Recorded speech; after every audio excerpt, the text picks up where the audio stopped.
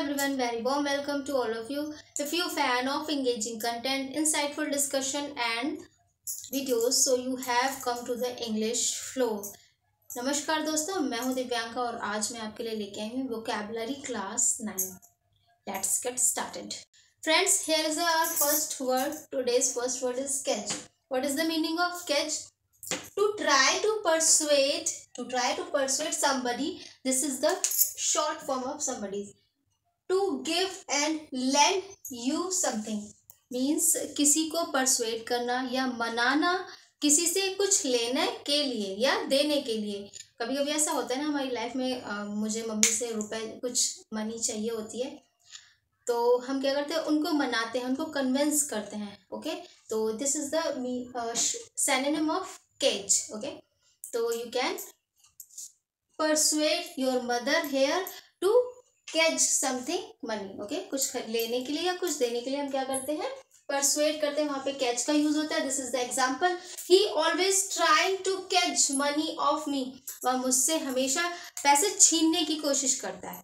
Here is the next example. I tried to catch my father but he refused. He always refused. मैं अपने पिता को हमेशा मनाने की कोशिश करता हूँ कुछ पैसे लेने के लिए, पर वो हमेशा मना कर देते हैं.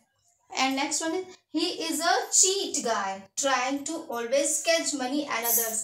वह एक चालाक कह लीजिए या एक चीटर है और वो हमेशा लोगों से पैसे छीनने की या लेने की कोशिश करता है. So I hope you understood the meaning of catch. Okay, you will include this word in your conversation and because this is the new word. ठीक है, तो आपको जो पुराने वर्ड है उनको आप थोड़ा स्टे कर दीजिए, तभी तो आपकी वोकैबुलरी स्ट्रांग होगी. आप परसुएट की जगह कैच का यूज करिए, कन्वेंस की जगह कैच का यूज करिए, अभी करिए. फिर आपकी जब लैंग्वेज बन जाएगी, जब आपका फ्लो आ जाएगा, तो आपको कोई भी वर्ड पुराना नहीं लगेगा. आप आराम से किसी भी वर्ड में, किसी भी सेंटेंस में फ्लो करने लगेंगे. चलिए नेक्स्ट वर्ड देख. Okay friends, this is the next word. The next word is dainty. What is the meaning of dainty? Dainty is a call like small and pretty, जो बहुत छोटा हो और बहुत सुंदर हो. जैसे आपने pretty dogs देखे होंगे, पपी, बहुत ही छोटा हो, मतलब कोई भी बहुत छोटी सी चीज़ हो, बहुत क्यूट सी चीज़ हो, that's called dainty.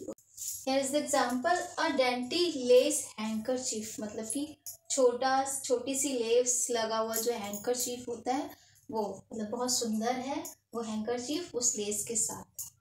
Next one is very careful. This is the meaning, second meaning of dainty. Very careful in a way that tries to show good manner.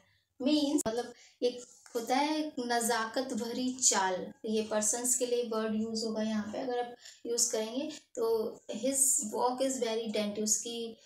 Her walk is very dainty. उसकी जो चाल है बहुत नज़ाकत से भरी हुई है. कभी कभी आप देखते हैं लेडीज बहुत क्यूटली कोई काम करती हैं, तो हम we can use there a word dainty. Okay, daintily means नज़ाकत से. This is the example. Vedika took a dainty bite of gained hot dog. मतलब यहाँ पे किसी भी फूड का नाम हो सकता है, कोई फूड उसने लिया. he took a dainty bite. उसने बहुत ही नज़ाकत से उस बाइट को लिया. ठीक है, तो यहाँ पे ये यूज होगा dainty. तो आप जो वर्ड हमेशा यूज करते हैं cute, you can replace with dainty. Okay, मैंने पिछले स्लाइड में आपको बताया था कि आप उसको स्टे करिए, भूलिए मत उन वर्ड्स को, बट इसको आप अपनी वोकैबुलरीज में, अपनी कन्वर्सेशन में लेकर के आइए, ताकि आपकी जो स्टैंडर्ड है, जो कॉन्फिडेंस है, इंग्लिश का जो लेवल है, वो थोड़ा अप हो सके, ग्रो हो सके. ग्रो करना है ना, तो ठीक है. नेक्स्ट वर्ड को discuss. Okay guys, here is the next word. Next word is eddy. Eddy means a circular movement of water, wine और डस्ट. एनीथिंग एल्स मीन्स किसी भी चीज़ का सर्कुलर मूवमेंट, चाहे वो डस्ट का हो या जो चक्रवात आता है, उसका जो मूवमेंट जो होता है, उसको कहते हैं एडी. ओके, वाटर का हो सकता है, डस्ट का हो सकता है, धूल का हो सकता है, वाइन का हो सकता है, किसी भी चीज़ का हो सकता है, तो वो कहलाता है eddy. Okay, next one is edge. It has broad meaning, so please watch and try to understand this word deeply. Edge एक सिंपल मीनिंग आप सब जानते हैं, एज मीन्स किनारा, ठीक है। आइए देखते हैं इसमें क्या है। First meaning, the place where is something specially a surface ends, जहाँ पे किसी भी चीज का किसी सरफेस का एंड होता है, अंत होता है, वो कहलाता है एज, जानते हैं हम किनारा। यहाँ पे एग्जाम्पल है, देख लेते हैं। The edge of the table, table का किनारा।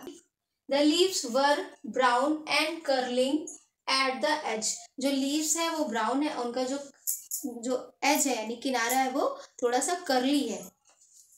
And third one, I stood at the water's edge, मतलब मैं पानी के किनारे पर खड़ा हूँ। Next meaning is the sharp cutting part of a knife, मतलब किसी छुरी या चाकू के किनारे को भी एज कहा जाता है। आगे देखते हैं, ये this is the phrase an edge over something, an edge over something, a small advantage over something, मतलब किसी चीज का थोड़ा बहुत एडवांटेज गेन कर लेना एज ओवर समथिंग कहलाता है। तो एग्जाम्पल है, she knew she had edge over another candidates, वो जानती है कि वो और जो दूसरे कैंडिडेट्स है उनसे कुछ बेहतर है, यहाँ पे कुछ बेहतर या कुछ उसको एडवांटेज मिल जाएगा। Okay friends, this is the another meaning of edge. This is the phrase on edge. What is the meaning of on edge? To be nervous, worried or quickly to become upset or angry, मतलब nervous होना, upset होना, बहुत जल्दी गुस्सा आ जाना, ये सब चीजें ऑन एज, ठीक है। किस तरीके से यूज करेंगे, let's see an example. I am a bit on edge because of I am going to get my exam result, मतलब कि मेरा जो एग्जाम का रिजल्ट आने वाला है, that's why I am bit on edge, that's why I am bit on edge, मतलब मैं थोड़ी सी नर्वस हूँ। अगर आपको कहना है कि वो बहुत जल्दी गुस्सा हो जाती है, he become on edge quickly, okay वो बहुत जल्दी गुस्सा हो जाती है। तो इसी तरीके से आप ऑन एज यूज कर सकते हैं, किसकी जगह पे, नर्वस की जगह पे, वरीड की जगह पे, और टू बी अपसेट और एंग्री की जगह पे, ठीक है। ये आपके लिए वर्ड जब न्यू होंगे जब यूज करेंगे, मैं चाहती हूँ कि आप बोले, that's why I am saying कि आप यूज करिए, इनको यूज करिए। नॉर्मल जो आपके जो वर्ड हैं वो तो आपको आ गए हैं, आप उसमें परफेक्ट हो गए, आपके without any slip of tongue, वो अपने आप ही वो मुंह से वो आपके निकलते हैं, ठीक है। पर यहाँ पे अब आपको इनको ग्रो करना है, इनको, तो इसको स्पीक करने की प्रैक्टिस इसी तरीके से होगी। अगर आपको कहीं पे बोलना है कि वो बहुत गुस्सा है, तो she is on edge this time, वो इस समय बहुत गुस्सा है। तो जो नेक्स्ट जो पर्सन हो वो आपसे मीनिंग पूछेगा, आप उसको काइंडली उसका मीनिंग बताइए, क्योंकि आपको सिर्फ आपके आने से इंग्लिश आपकी इम्प्रूव नहीं होगी, सामने वाले को भी आनी चाहिए ताकि वो आपकी इंग्लिश को समझ सके। जब आप वो समझेगा आपकी इंग्लिश को, तब आपका कॉन्फिडेंस लेवल बढ़ेगा। Okay, so on edge. Okay, next one is this is the another meaning, to put something along, किसी के साथ में, the edge of something else, मतलब कि किसी के साथ में किसी का किनारा जोड़ना, मतलब किसी के लास्ट में किसी का, आई गेट यू अंडरस्टैंड। मान लीजिए ये this is the handkerchief, okay this is the handkerchief, ठीक है, this is the edge of handkerchief, but when I put the lace here, then we will say put something, मतलब मैंने इस जो handkerchief के चारों तरफ along the edge, मतलब इसके चारों तरफ क्या लगा दिया है, लेस लगा दी है। तो here is the example, cloth was edged with lace, मतलब कपड़े में लेस लगी थी, या कुछ भी कह सकते हैं, या उसके साथ वो सिला था। Next meaning, edge across, to move something somewhere slowly and carefully, मतलब कि बहुत ध्यान पूर्वक और बहुत सावधानी से, edge across to move something, कहीं पर भी बहुत आसानी से, बहुत ध्यान पूर्वक, बहुत सावधानी पूर्वक मूव करना कहलाता है edge। Okay, this is the another meaning of edge, we edged closer to get a better view, I really love to creating content for you, If you find my video valuable and informative, so kindly hit the bell icon and share my videos with your friend, family and anyone else who want to learn English. Seriously, guys, your support means world to me and your support helps me to grow and reach wider audience, and your feedback is so crucial to me.